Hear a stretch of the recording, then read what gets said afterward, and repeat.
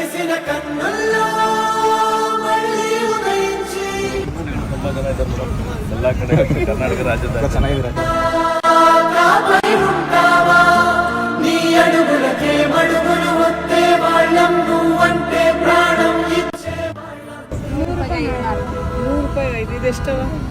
ಇದೆಲ್ಲ ಹೌದಾ, ಇದಿಷ್ಟು ಕೊಟ್ಬಿಡು ಕಾರಿಗೆ.